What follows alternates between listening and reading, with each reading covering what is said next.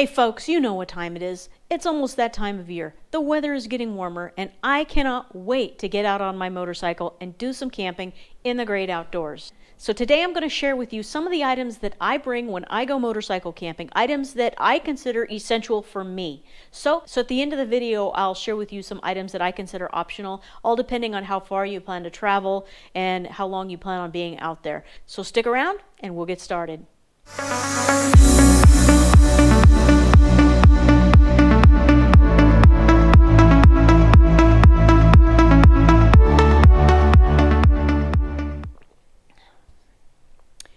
Alright everybody, welcome to my garage and welcome to my video. Today I'm going to tell you what I take when I go motorcycle camping and what I consider to be the absolute essentials for me when I go. At the end I'll share with you a couple items that I think are optional depending on the conditions that you're camping in, how far you're going to be going, and how long you're going to be out. So before I get started, it would really help me out if you guys would like, comment, and subscribe to this channel. Hit that little bell icon so you can be notified of when I put new videos out. I can't even tell you how much this will help, and I can put out more videos of content that you want to see. Alright, let's get started. The first thing that I want to talk about is my dry bag. This is made by Giant Loop. It is the Columbia dry bag. It's 70 liters. I believe it's their biggest dry bag that they make. Rolls up on both ends, snaps, completely waterproof from what I can tell. Also, it's got this little thing right here. Squeeze all the air out, seal that up, get a nice compact roll. So now I'm going to go over the items that I put inside the Columbia dry bag. So the items that go into the Columbia dry bag. This is my brand new sleeping bag. I have not used it yet. This is the Thermarest Questar. It is a 20-degree down bag. It's not the cheapest, but it's not the most expensive bag out there either.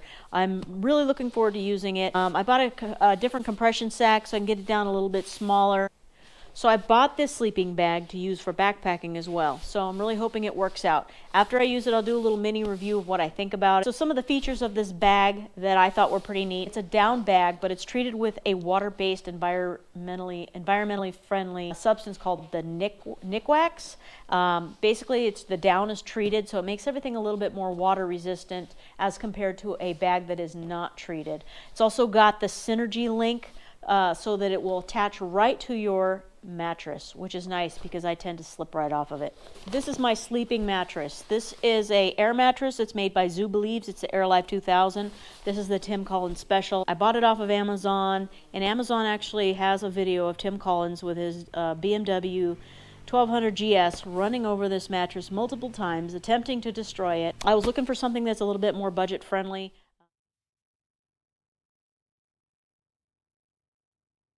This is my Big Agnes. This is the Frying Pan SL 2-person tent. Not the lightest tent in the world, so if I'm going to use this for backpacking, it'll be a little on the heavy side. So I'm going to look for some more ultralight options for backpacking. But for motorcycle camping, this tent works great. One of my favorite items, this is my Helinox camp chair. Not cheap, but worth every penny. I absolutely love my camp chair.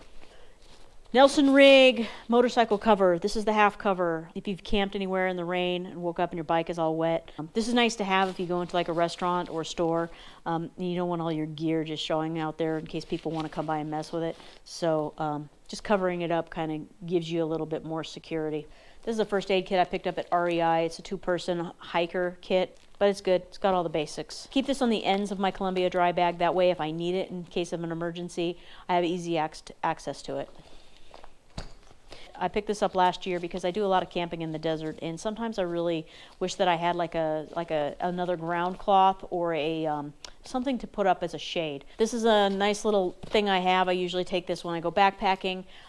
Use it as a seat. I use it a lot as a like something to put my knees on, like if I'm rolling up my bags or doing something on the ground where my knees are in the, like say, the rocky soil. It's also nice if you you know, you're at a picnic table and you don't want to sit on a bunch of splinters or dirt. So just kind of a nice thing to have. This is a pack safe. It's like a wire / cable net that you can place over your soft luggage on your bike. If you're going into a restaurant or a store and somebody wants to try and mess with your bike or steal your luggage, this is going to give you that added layer of security. This is a new item. I have not used this yet. I'm looking forward to giving it a try. I saw Amanda Zitto was using this in one of her recent videos.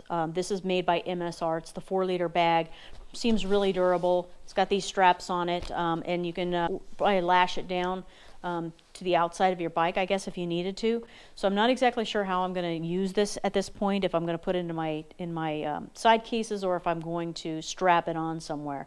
4 liters is a lot of water, because I know from experience it's not fun to run out of water when you're out camping. And the last thing that I put in my Columbia dry bag on the ends are my Ultra Lone Peak hiking shoes. These are lightweight shoes. I like to have them readily accessible when I get off the bike as well. I learned the hard way about not bringing a good pair of walking shoes last year when I fell off a rock wearing Crocs. Don't climb rocks in Crocs.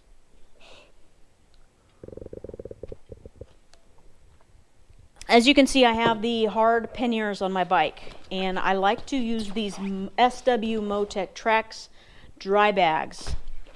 These are super easy to use. They're Velcro here, you can roll them up, snap them on the top. So now I'm going to go over what I put in these. All right, electronics. This is a work in progress. And I absolutely have to have my iPad. I like to read and I also write, so I like to have my iPad with me at all times. I also have this is the My Charge Adventure, not the lightest, it's a 20 milliamp, I believe. Probably going to switch this out with an Anchor, which is a lot lighter and seems to be more popular for that very reason. So yeah, that'll probably be a new piece of equipment that I swap out. This I have not used very much. This is my Goal Zero solar panel, but you can hook up your power banks to it. You can hook up your batteries, your cell phone. The thing with these solar chargers is they take forever to charge your shit up. Various cords. I have another bag coming in the mail.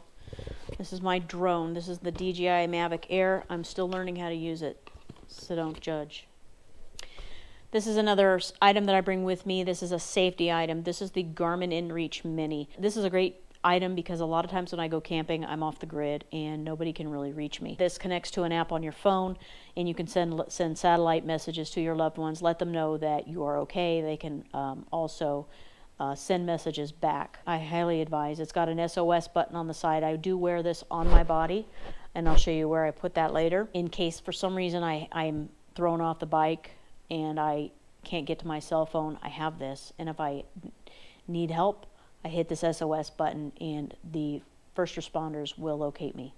All right, and on to cookware. So I've been using the Jetboil, and I haven't had any problem with the Jetboil at all.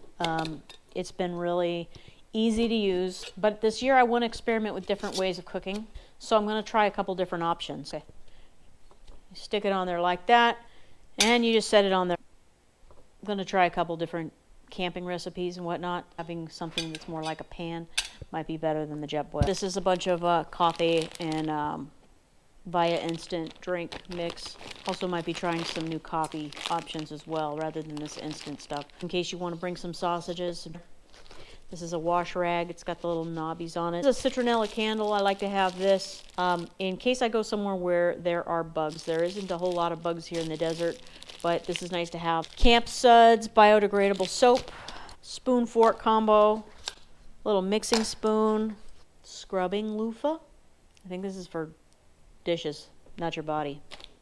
And a long spork. And this is my long spork made by Sea to Summit. This is great for reaching into the bag and eating a delicious Mountain House meal. I'm not a fan. I really am not. So I've really tried to like Mountain House meals. Some of them are okay. Breakfast skillet, I've tried to like it. I just can't. I just can't do it. 550 paracord, good to have around camp in case you need to put up a line, dry stuff out, or air out your sleeping bag. This is my Lucy Light. I am a fan of the Lucy Light. Not everybody likes them. I do. This is a little solar charged light, and it seems to last forever. A little shovel on the heavy side though, so I might look for something different. It's like a little mini e-tool. If you're in the military, you know what an e-tool is. We seem to use this thing every single time I go camping. And this is a life straw. This is just an emergency item I keep on hand in the event that I happen to run out of clean water to drink. Clean drinking water. Hygiene kit. These are Surviveware wipes. 100% biodegradable, unscented, alcohol-free, pH balance, hypoallergenic, aloe vera, vitamin E. These are awesome wipes. These are very large. This is great to have.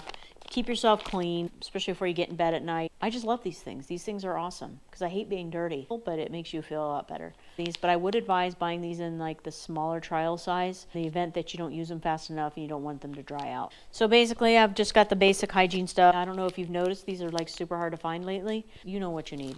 All right, clothing items. So this is not the be-all, end-all of clothing items that I bring. Merino wool socks. These are great for sleeping in. Light shorts, beanie for when it's cold in the mornings. These are North Face hiking pants, and they have the zip-off legs, so you have dual purpose.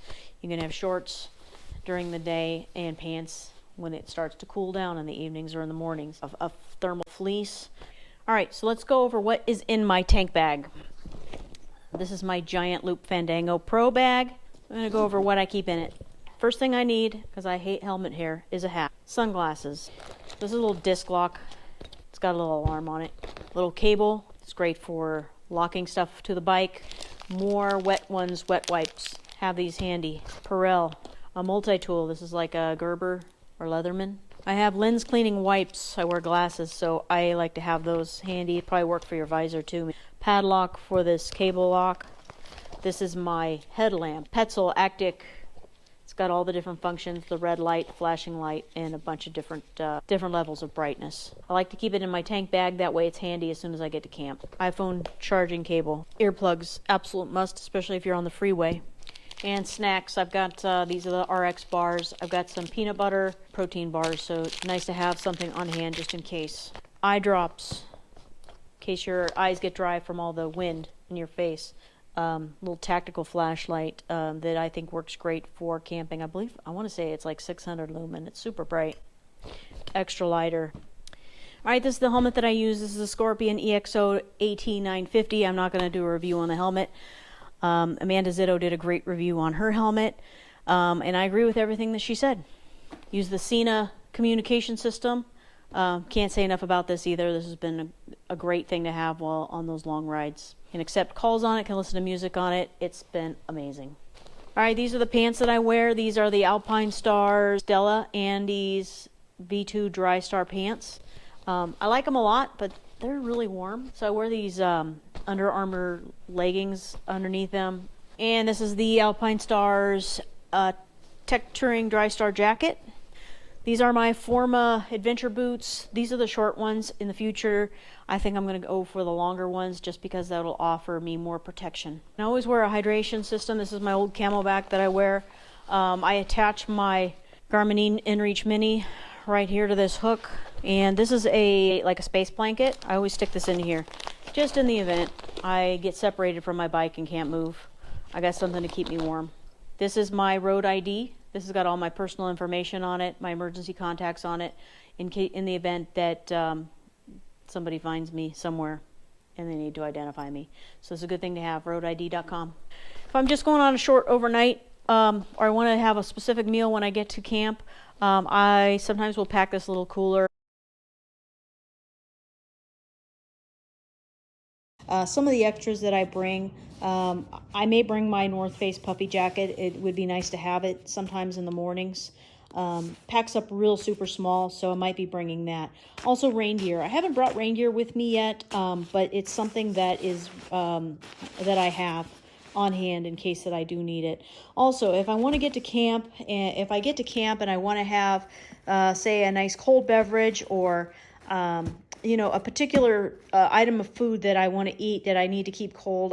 This little lunch bag seems to keep things really cold for me, so it's worked well for me. I've used it maybe about 5 times last year.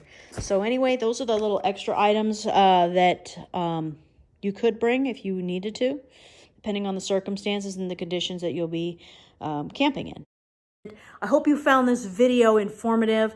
I look forward to hearing your feedback. If there's anything else you want me to cover more in depth, I look forward to doing little mini follow-ups on some of the equipment that I have not used yet, so I can let you know what I think of it. All right, everybody, have a great week. I'll see you on the next one.